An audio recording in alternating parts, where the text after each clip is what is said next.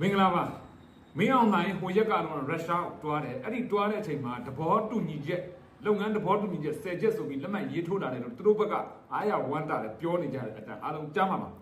တကယ်တော့အဲ့ဒါတွေအားလုံးဟာတော်လန်ရေးပြီးတာလည်းလုံးဝအကျုံးမဝင်ဘူးဒီဟာတွေအားလုံးကိုလုံးဝအာမမခံဘူးလို့ ING ဘက်ကလည်းချိန်နေလိုက်တကယ်လဲဒီဟာမှတ်ကန်ပါလေဘာဖြစ်လို့လက်ရှိချိန်ဒီ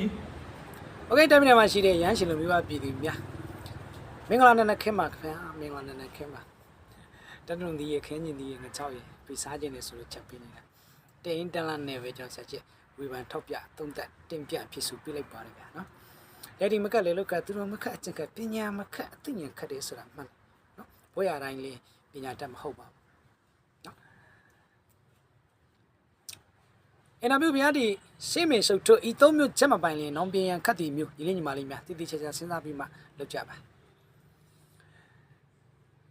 ကိုယ့်ရဲ့အခြေအနေမှန်ကိုမသိတဲ့ NUG နော် NUG ကိုလော်ပေးနေတဲ့အဖွဲ့အစည်းတွေလူတွေညီလေးမော်စီတို့လိုအပါဝင်ကိုဟာလက်ရှိ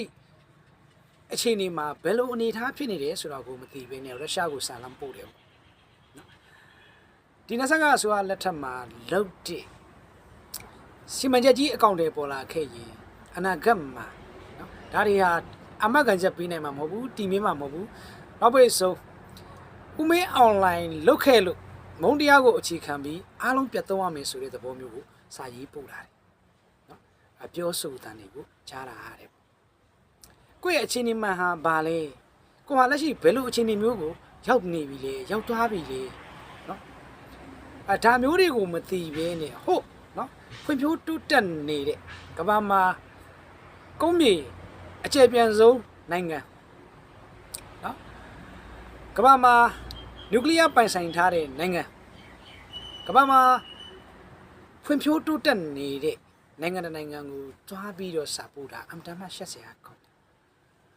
နော်တဲ့ပြောရရင်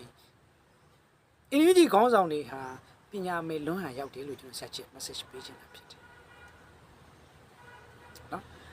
တနည်းအားဖြင့်ကိုယ့်ရဲ့ပညာမဲ့မှုကိုမြန်မာပြည်သူလူထုကြီးကိုချပြလိုက်တာနဲ့တူတယ်လို့ message ပေးချင်တယ်နော်ဘယ်အစိုးရအဆက်ဆက်ပဲဖြစ်ဖြစ်တိုင်းပြည်အတွက်အကျိုးရှိရှိလုပ်ခဲ့တဲ့အလုပ်ဆိုရင်နော်စက္ကန့်ပြီးတော့